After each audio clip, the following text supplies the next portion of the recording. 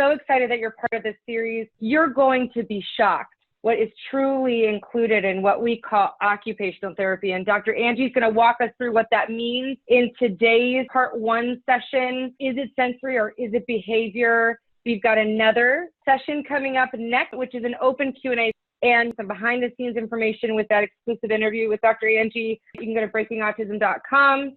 And all of the events are listed on the home page. And then last, as part of the advocacy series, we've got advocating for OT in the IEP. So once we understand what is OT, then we're going to dive into, in part 3, how do you advocate, right? How do you get the appropriate occupational therapy goals, minutes, supports, accommodations for your child?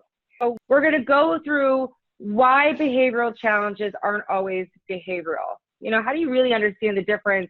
And then what truly is OT? And like I said, you're really going to be shocked. And last, we're going to differentiate, you know, sensory challenges between behavioral challenges. So with that, Dr. Angie, let's dive in. Thank you so much, Sabrina. All right, we are talking about, is it sensory or is it behavior today? That is the topic of our presentation. And just a little bit about myself. I am a mother to 2 human beings who like to call me mom.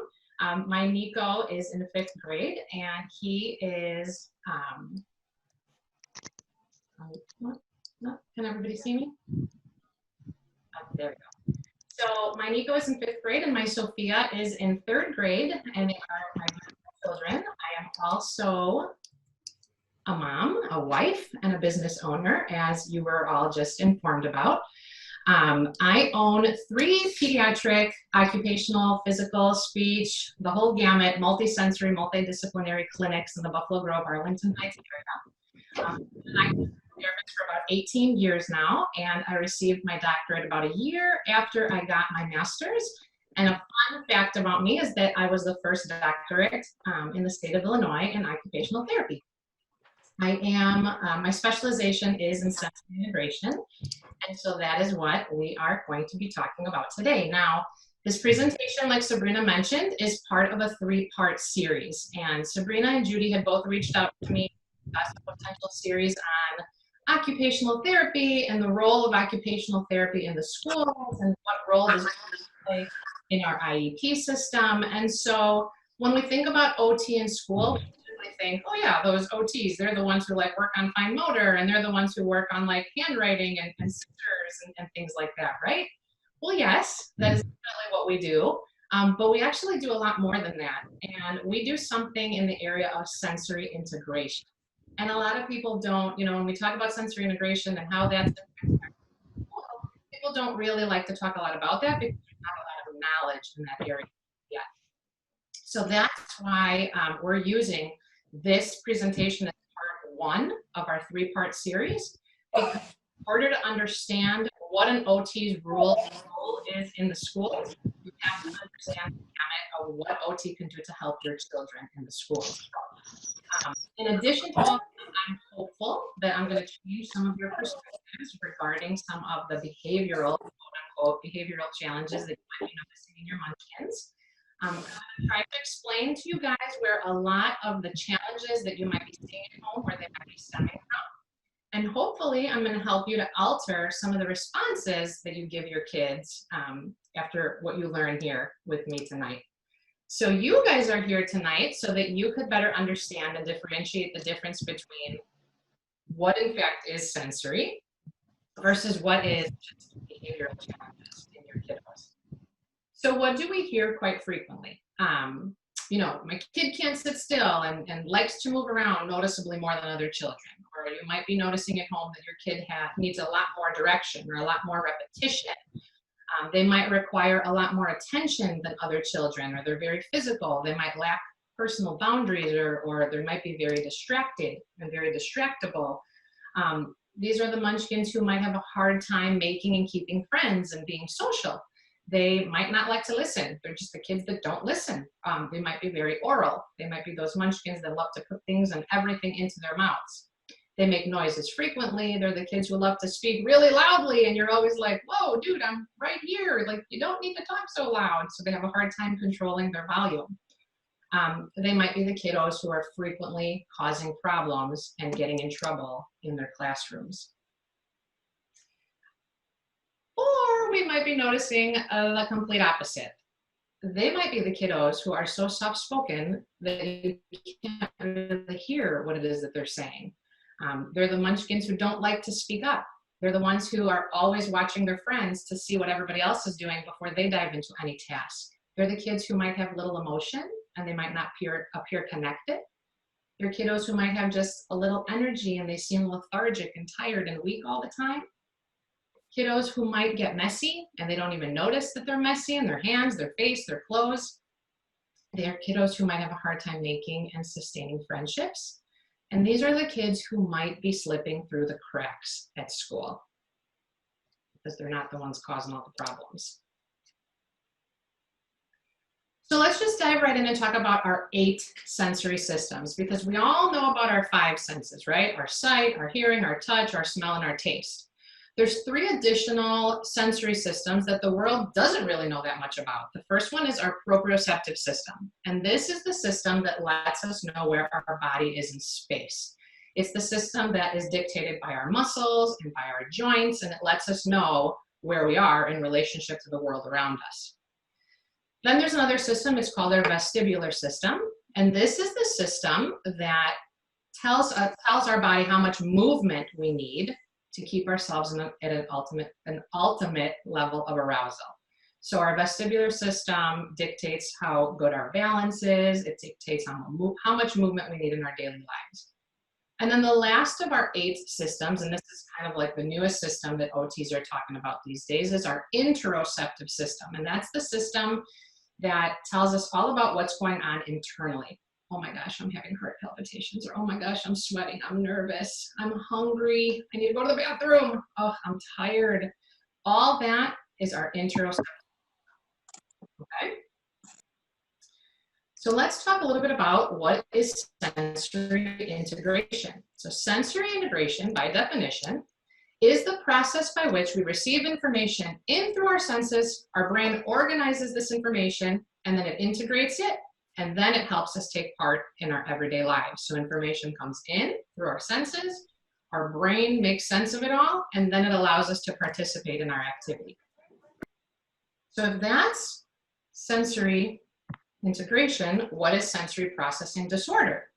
It's a condition in which the brain has trouble receiving and responding to the information that's coming in through the senses. Okay? In the past, this was known as sensory integration dysfunction. Now it's called sensory processing disorder, or SPD. And it was Dr. Jane Ayers who founded sensory integration theory back in the 1960s, and she actually called SPD a neurological traffic jam. And I love that she called it that. And an example that I constantly like to give when I do these types of presentations is I say, think about yourself as a teacher. And you're sitting at your desk, and then some student puts something into your inbox and you grade it, you put it in your outbox, and it's done. And then another kid puts something in your inbox, you take care of it, and then it's done. Well, now think of yourself as a child with sensory processing disorders. Somebody puts something in your inbox, and you're trying to handle it because you find it to be insulting, and then it's done. But before it's done, something else comes into your inbox, and then something else comes into your inbox, and now you've got 2 things that you're dealing with, and you're just starting to feel really overwhelmed, and then another thing comes into your inbox, and so on and so forth.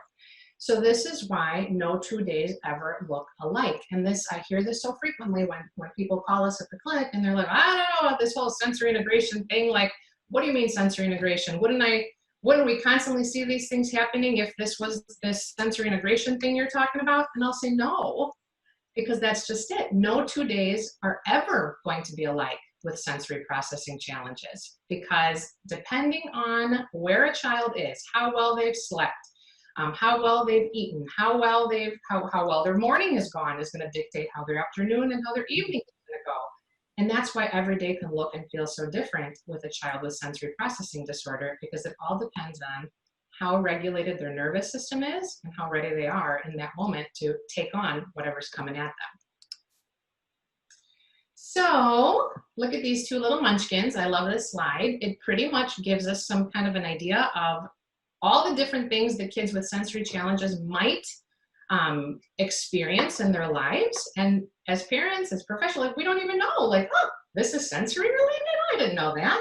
So kids who don't like having their hair washed or brushed, and kids who are constantly shielding their eyes from the light, and they're picky eaters, they don't like certain textures, they hate the tags on the back of their clothes, they hate the seams on their socks, and they seem aware or hyper aware of people touching them too hard or too softly.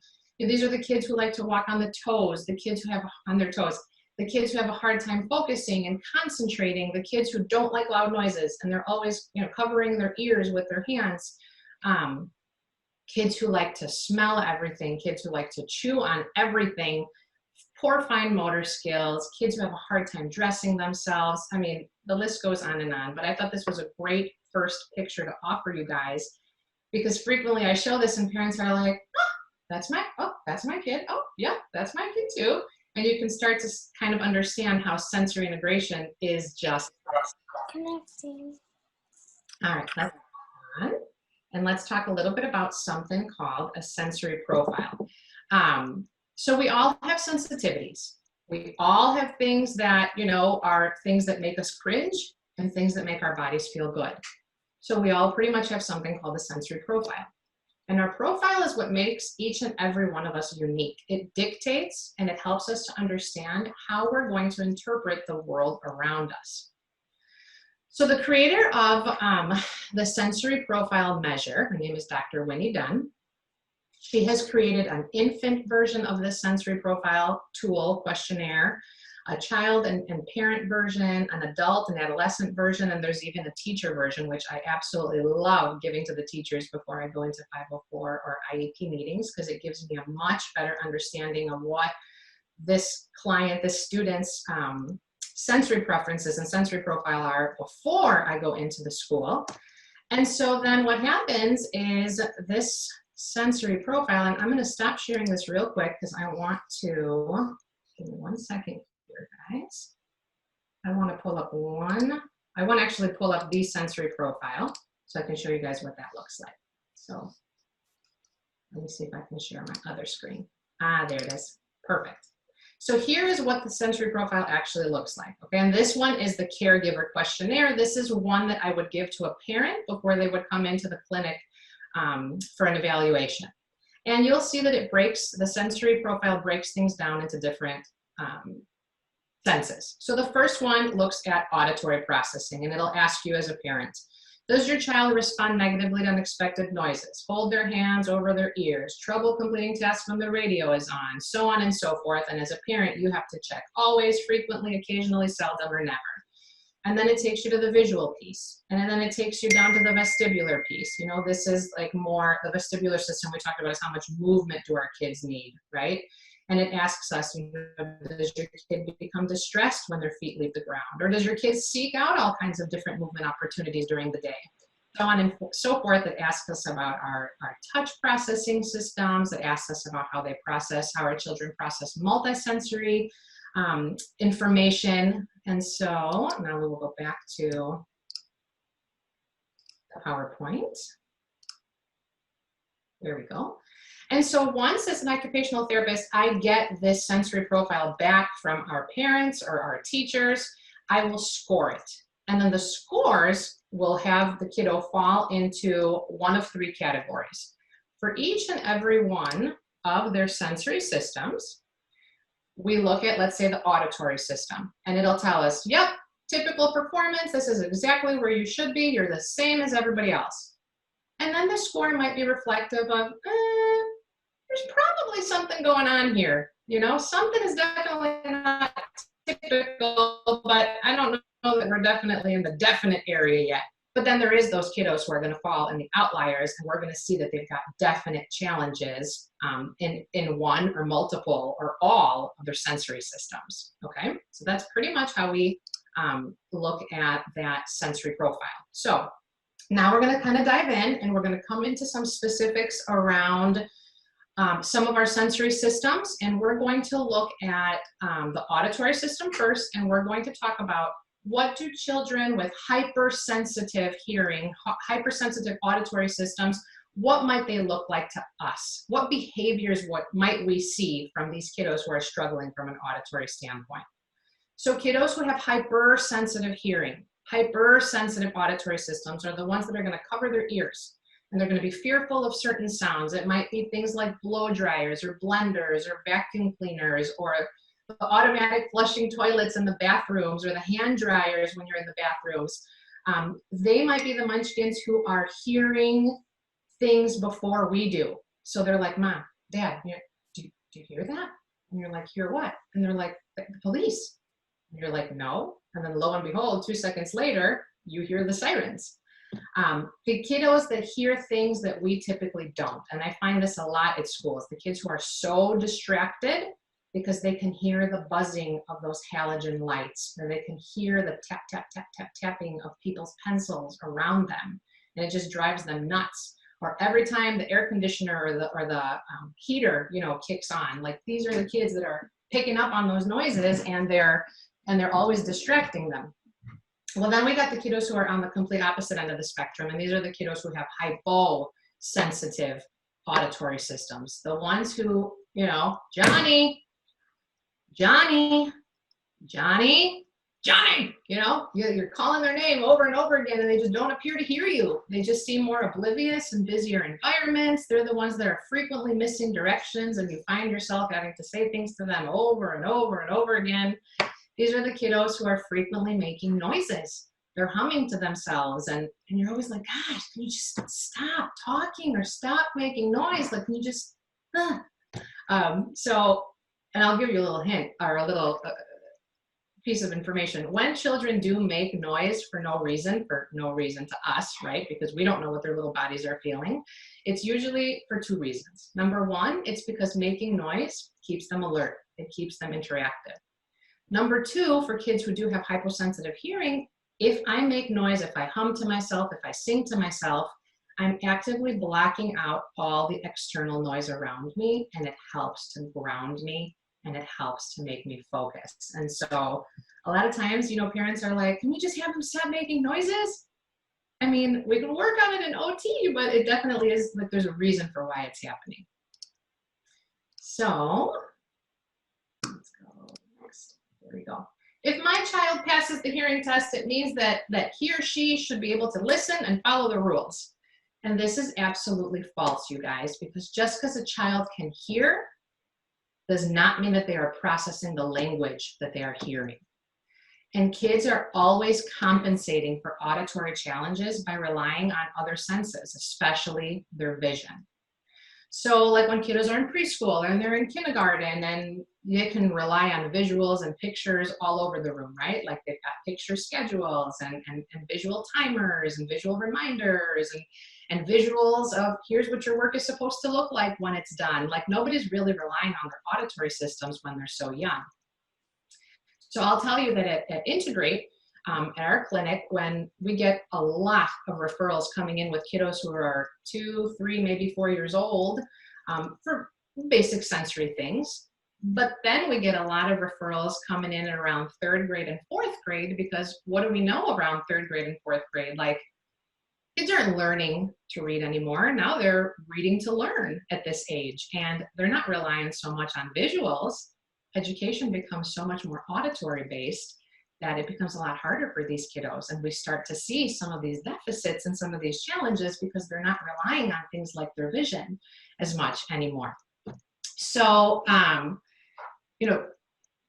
an example that I'll give you guys, I went to a school right before COVID hit because this one father called me and he said, Angie, I need you to go in. The teacher is telling me over and over again that he's not listening. And he was in kindergarten. This is little Timmy. And I said, no problem. Let me go in. Let me observe. Let me see if I can offer some insight. The kid had no IEP at that point.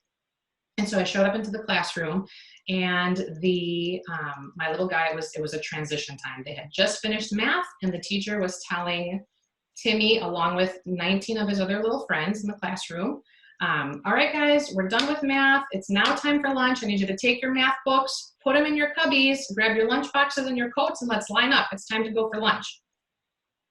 So he stands up, Timmy takes his math workbook and he's looking around, he's seeing what everybody else is doing, and then they go into the little cubby area where it was like a 10 by 10 area, and there were 2 rows of cubbies, and all the cubbies were kind of facing each other. And then Timmy's just kind of standing there and he's looking around and he sees what the other kids are doing. He is an obvious sensory overload to me at this point, looking in. I mean, obviously this is what I do for a living, so I see it instantly. And then the teacher's walking up and down and she's just saying to them, okay, good job guys, put your math books away, you know, take your lunches, take your coats, and then let's line up. It's time for lunch. And he's the last one.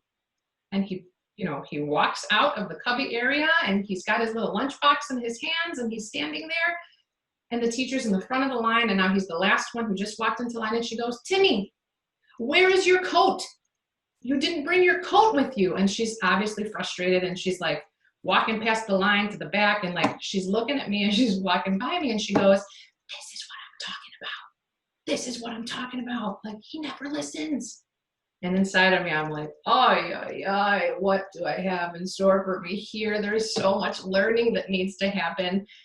This was a little boy who had absolute auditory challenges. And it wasn't, like I say on the bottom of the screen, many times it's not that they don't want to listen, it's that they legitimately can't listen to us or to their teachers.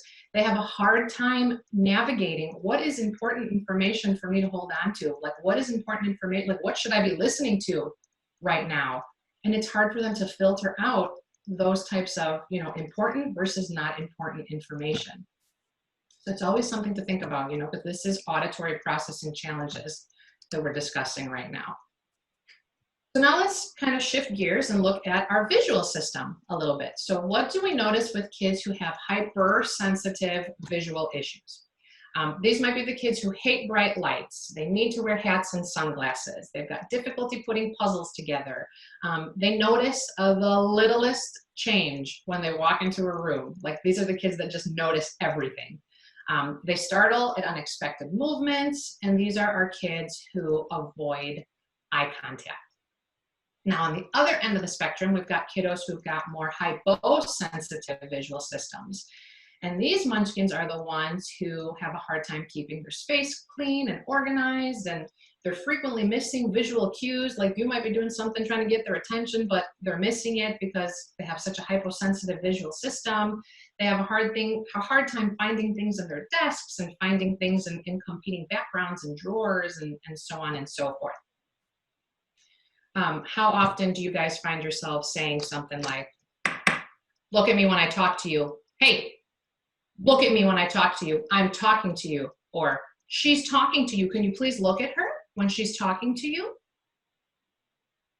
Well, I'm here to tell you guys today that if a child legitimately is having a hard time with sensory processing challenges, it is incredibly hard for these munchkins to look and listen at the same time. And you better believe that if in fact they do have a hard time integrating their auditory and their visual systems, if you are insisting that they look at you when you're talking to them, then 9 times out of 10, they are not listening to what you are telling them because they are putting so much effort into the act of actually eliciting their visual system to give you what you're looking for. So it's important to kind of keep that in mind also. All right, let's move on. If my child has 20/20 vision, they will not have any vision problems. And this, my friends, is also false, because our eyesight is the ability to see, and our vision is the ability to process what we are seeing. So if you are noticing at home, or if you are hearing from the teacher at school that your kiddo is having a hard time with tracking while they're reading, copying letters from the board to their paper, losing their space when they're reading or writing on their page. If you're noticing that they're having a hard time spacing while they write, the space between the words or the space between the letters within the words. Kiddos who have a hard time with depth perception, the ones who are falling and they're stumbling frequently. The kids who, when they're reading or doing anything academic, they're complaining of frequent headaches. Kiddos who struggle with eye-hand coordination, with catching, with throwing, and even the kiddos who like to look at you from out of the corner of their eyes. these are all the kids that, you know, might in fact have some visual processing issues. So I had an issue with my oldest, with my Nico, when he was in 2nd grade, and now he's in 5th grade right now. But when he was back in 2nd grade, he was having a hard time with reading. And his teacher reached out to me and she said, Angie, I don't know exactly what's going on, but I know that something's going on. So I said, okay, like I'm going to practice what I preach, and I'm going to take my kid to a neuropsychologist, because I'm going to find out if what's going on with him is fluency related, or if it's like comprehension, or if he has a hard time decoding sounds. Like, I'm going to get to the bottom of this. So I took him for neuropsych testing, and the neuropsychologist came back to me and he said, you know, I strongly recommend that you take your son to a developmental optometrist, because I think there's something really going on with his eyes. And I said, okay, I have no problem doing that. So I did. I took Nico to a developmental optometrist, and he's testing him, everything looks good, until he gets to the part of the test where he says, okay, Nico, when you see my flashlight, then you say stop. So I started at the top, and then he brought it down slowly, and Nico said stop. He goes, okay, very good. And then he goes, okay, now we're going to start at the bottom, and when you see it in your field of vision, you tell me to stop. Stop. Okay, very good, buddy. Now let's do it again from the left. Oh, stop. Perfect. And then we came to the point where he was like, okay, now we're going to do it from the right. Stop. I was like, do over. You got to do that one over. And he's like, okay, we'll do that one over. So he takes the light. Stop. I was like, oh my God. How did I miss this? This whole time, my child has had a hard time with reading and with comprehension. And I just kept saying that it was some kind of maybe a learning disability or a decoding issue. It was all visual processing for him. He had right-sided neglect. And so Nico was taking so much time, he was putting so much effort into the actual act of reading, that's why he wasn't comprehending. His eyes were working so hard to track across that page and to stop at this line, and he would lose his space, and then figuring out exactly where he had to go on the next line to keep reading was so incredibly hard for him.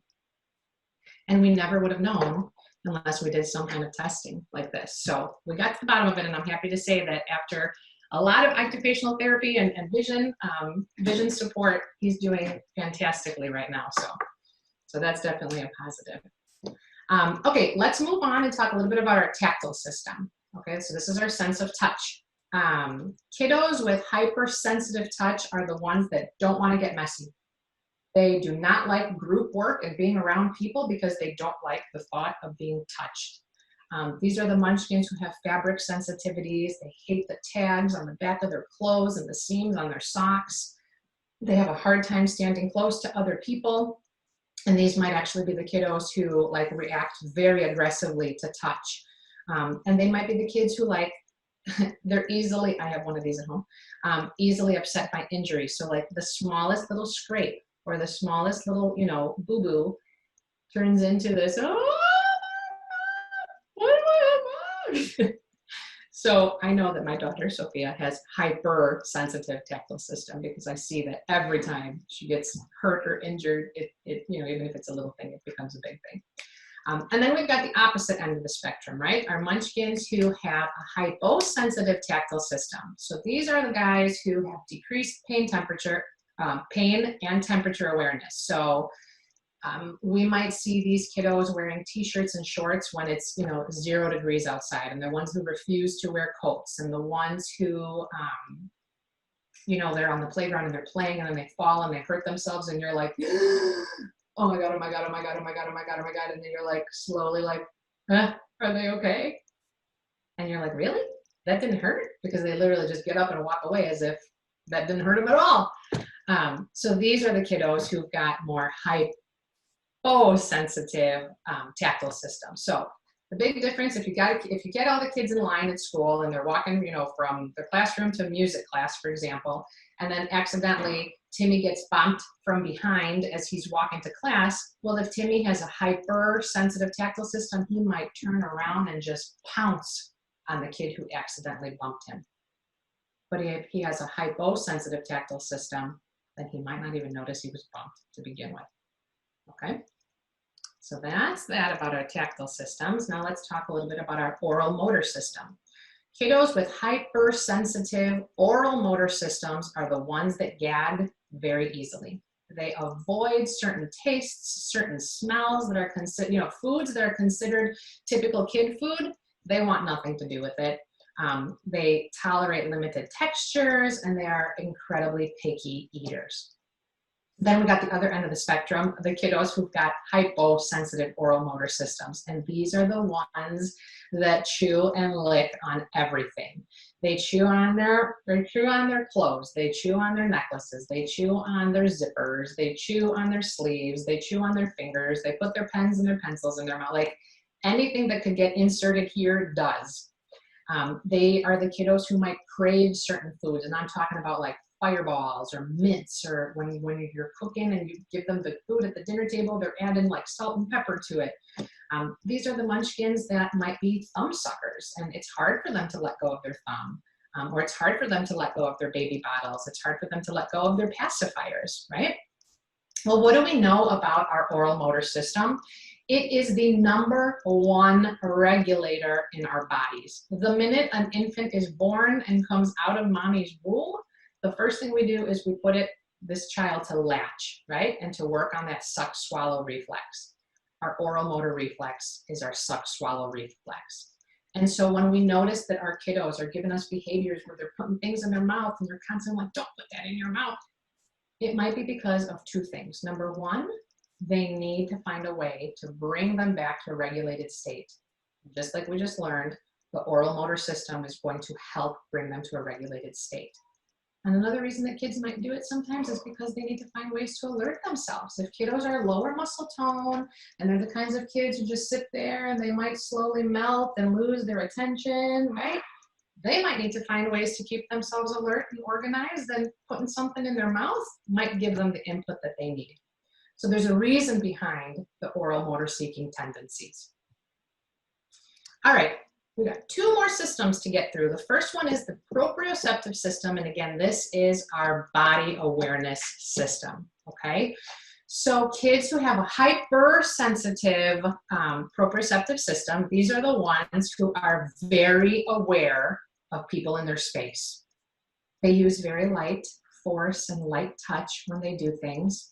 They avoid collisions, they avoid rough play. Like these are the kiddos who are going to be walking around the periphery of the classroom or the periphery of the playground because they don't want to be in the midst of things.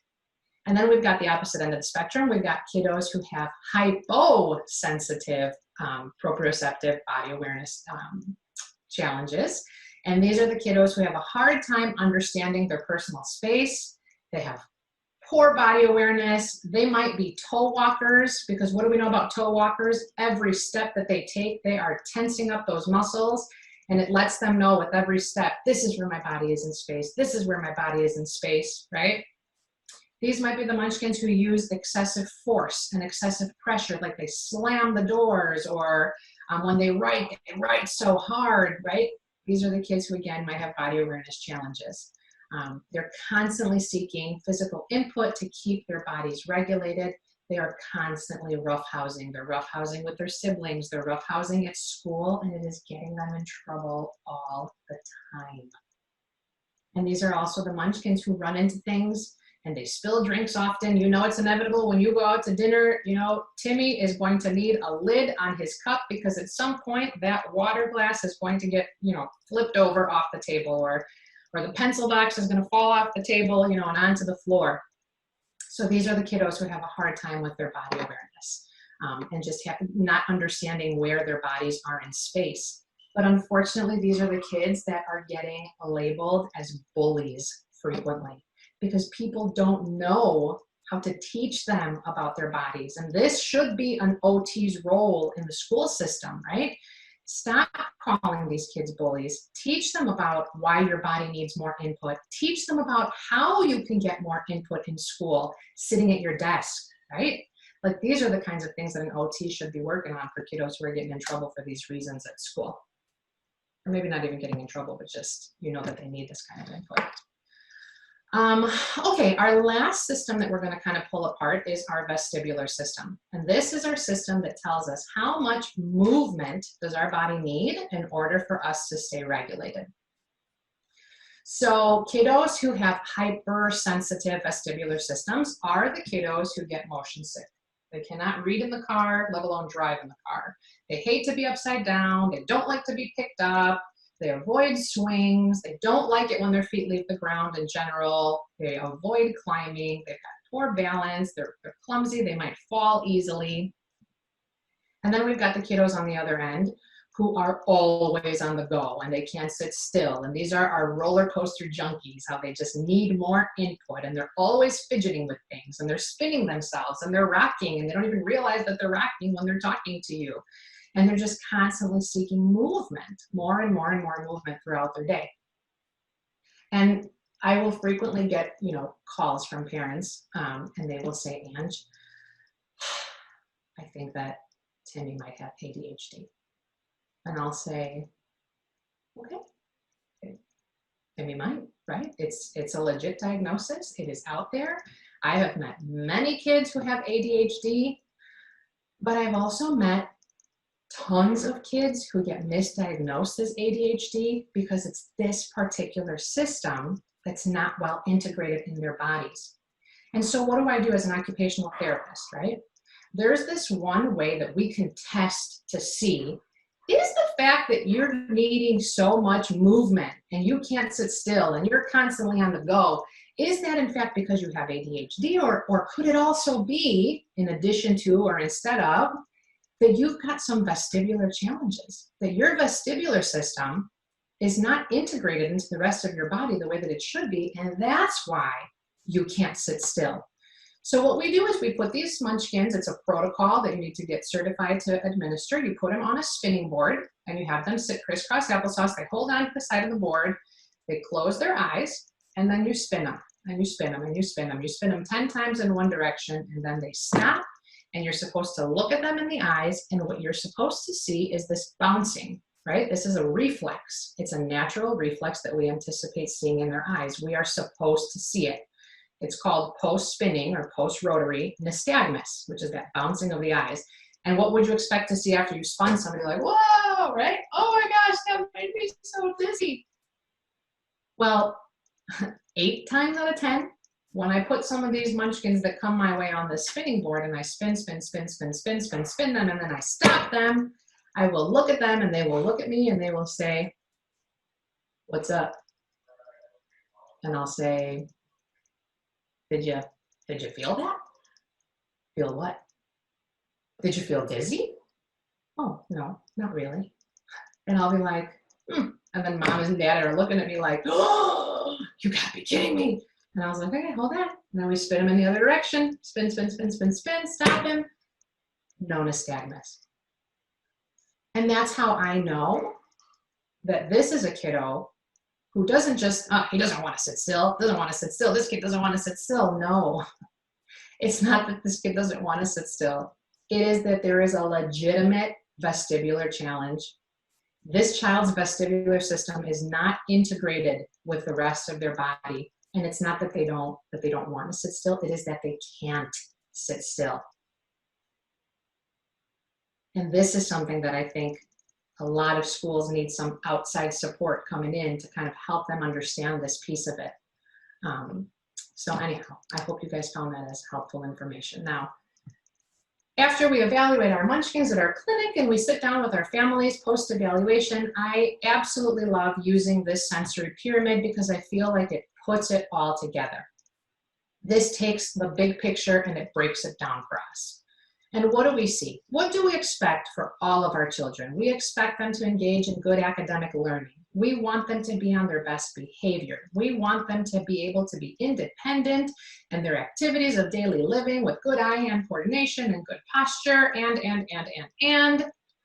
But a lot of our kids are not, right? They're not. So what do people do? They'll say, okay, we're going to work on that specific area and we're going to work on your behavior by giving you behavior charts and reward systems, or we're going to work on your academic stuff because, we're just going to get you a tutor to work on that, which is all great, right? It's all great. But that's taking a very top-down approach to targeting a lot of the sensory stuff that's going on with these munchkins. Because what's happening and the way that we do things at our clinic is we take a very bottom-up approach.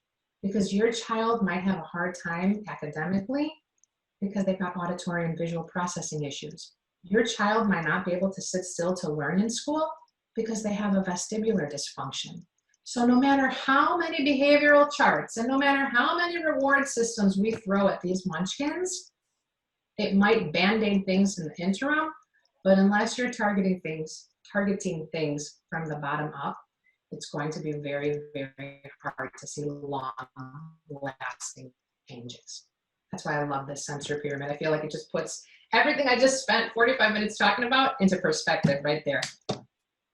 All right, so let's talk a little bit. I could literally spend a whole other hour just talking about this slide in itself. So remember when we went through and I showed you guys, I switched over my screen and I showed you the sensory profile and I said, this is where you would check always, frequently, never, seldom, so on and so forth. Well, once you give that sensory profile back to the therapist and she scores it, we will see that your sensory profile is going to break down, right? This is the screen we're looking at, into one of 4 quadrants. Now everybody always asks me, well, can't I be a little bit of each of these quadrants? You could, but primarily your child is going to fall into one of these 4 quadrants. So let's start off talking about the seeker, okay? The seeker is the kind of person that is an action person. They like people, they like loud, they like movement, they like stimulation, they live for input, input, input.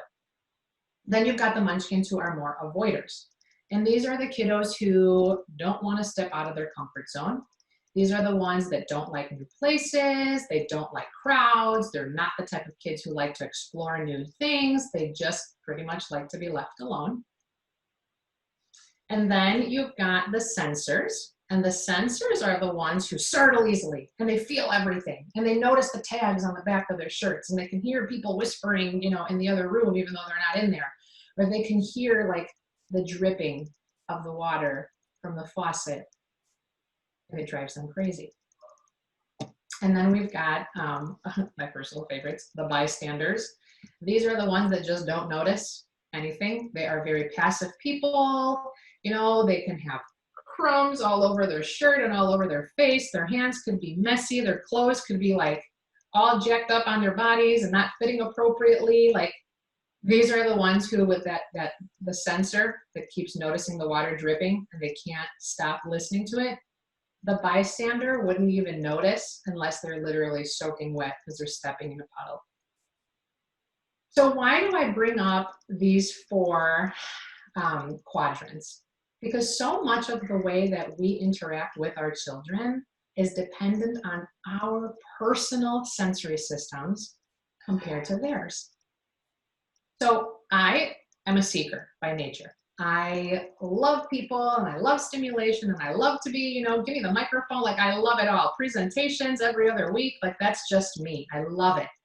And my Nico is very similar to me. He is also the kind of kid who, from a sensory profile standpoint, we are very much in line. So I might say to the kids one day, surprise, you guys, we're going to go to this new park they just put up a new park down the street and I can't wait to show it to you guys. Get up, we're going. And Nico will like jump off the couch and he'll come running to me and he'll be like, Mom, this is awesome. This is the best day ever. Like, can we tell Georgie and Jimmy to come? And what if we go for ice cream afterwards? And oh my gosh, Mom, you know where we should go for ice cream? We should go to this place for.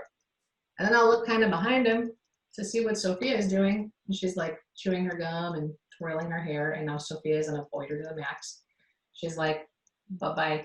I ain't going anywhere. I'm staying right here.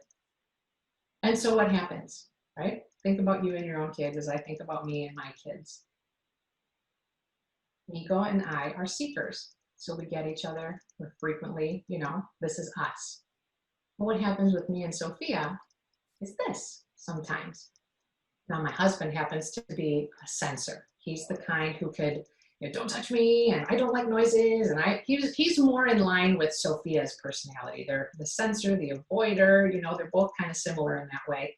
So whenever Nico comes downstairs and my husband's just kind of chilling and hanging out and watching TV, and he'll start, Dad, want to go outside? Want to play soccer? You want to do this? Like, whoop, what did I just do? I'm so sorry. He will say, you know, oh my God, Angie, can you just like tell him to stop talking? Can you tell him to leave me alone? Like, what's wrong with this kid? So think about this in terms of the school year. Why is it, right? Why is it that some years for our kids are awesome? Like this year has been great and he is doing awesome and the teacher totally gets him. But then the next school year, you're like, oh my God, this year is a disaster. And I feel so sorry for him. And you're like, as a parent, you're constantly in distress. I can't help but think to myself as an occupational therapist, how much does this have to do with it?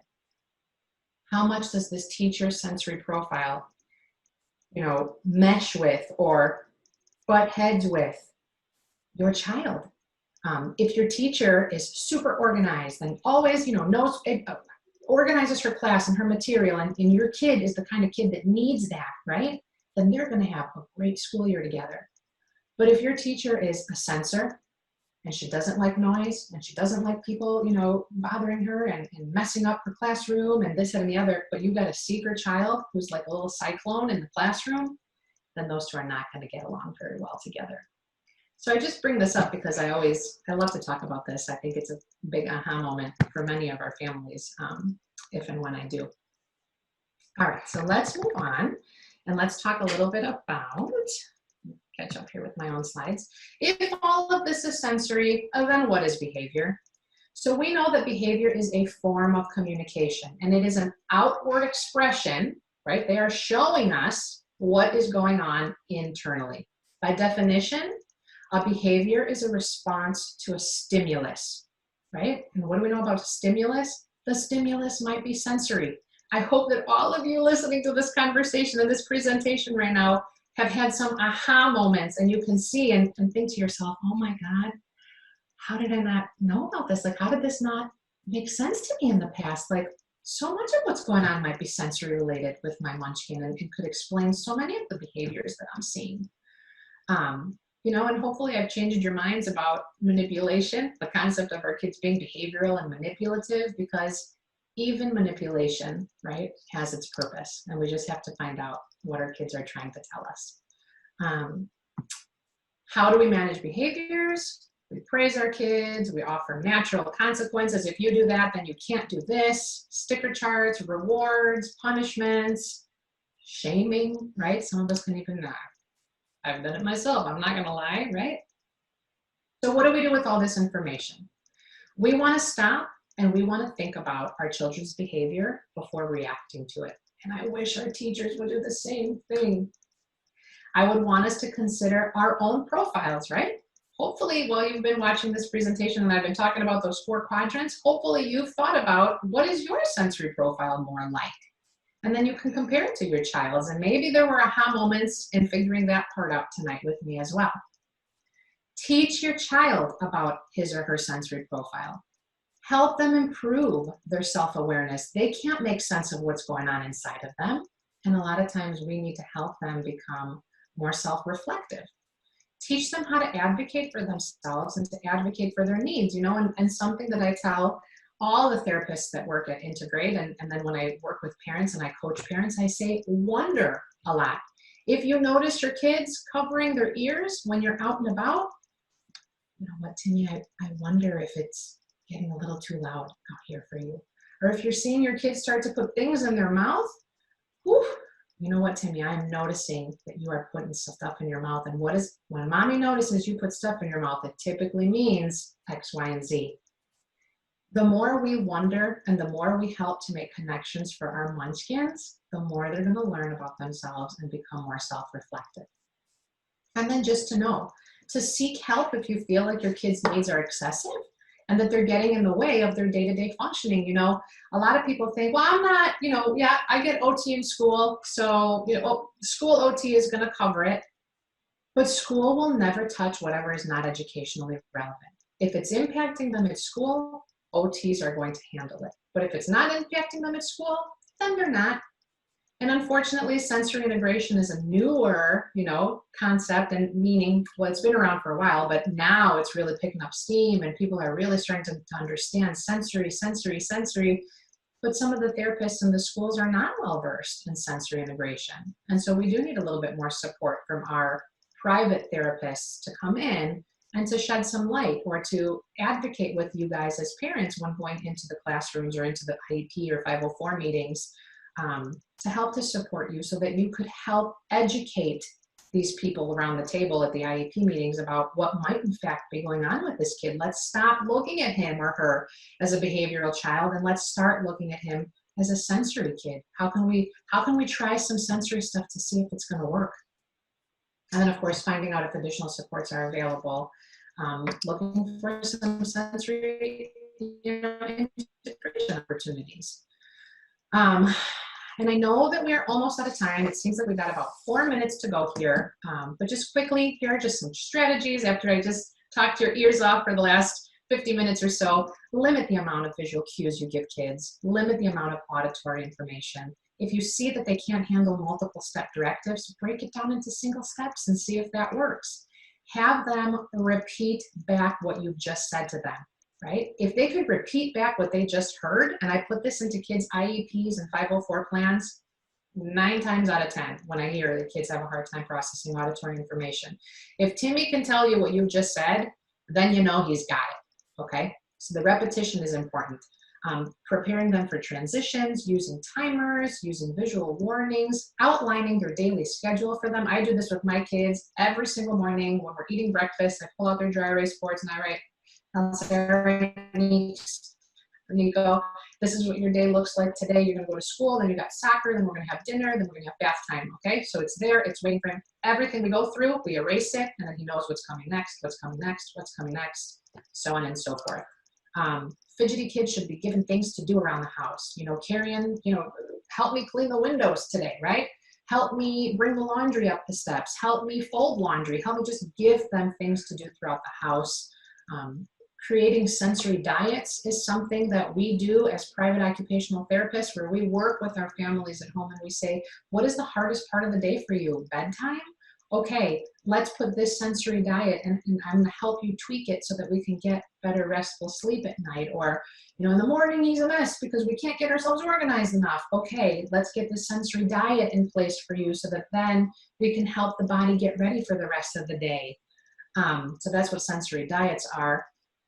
Let them chew gum or suck on water bottles. I buy my son jewelry, and it's just necklaces that you wear, and they've got like a little chewy on the end of them so that they're discreet. You can't really see them, but anytime he feels like he needs some kind of oral motor input and there's no gum readily available, he'll just pull out his necklace and just kind of bite on it, and people don't notice it. Remember to be flexible with our kids, you guys. That's the bottom line. All right, that's it on my part. I am going to stop my sharing, and Sabrina or Judy, I'm not sure who wants to take over at this point, but that's it. I hope you guys enjoyed everything I had to say. Well, everyone, I just want to read this back. Thank you. Mind blown. That's some of the feedback.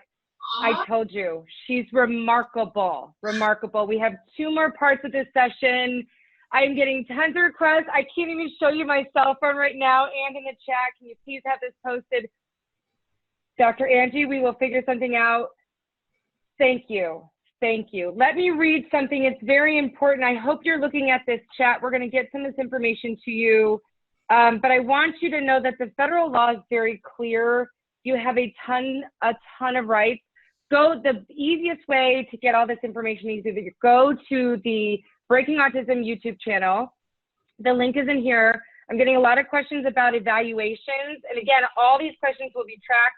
The next Thursday, same time, we'll go through a lot of these questions. But if you want something now, that evaluation video is up there. There's sample letters. If you go to the resource page on Breaking Autism, happy advocating.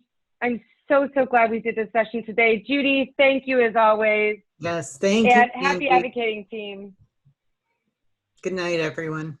Thank you, everybody. Good night. Bye-bye. Bye. Or have a good day for those of you in Australia. Yeah. Good morning. Good afternoon. Bye, everyone. Bye. See you next week.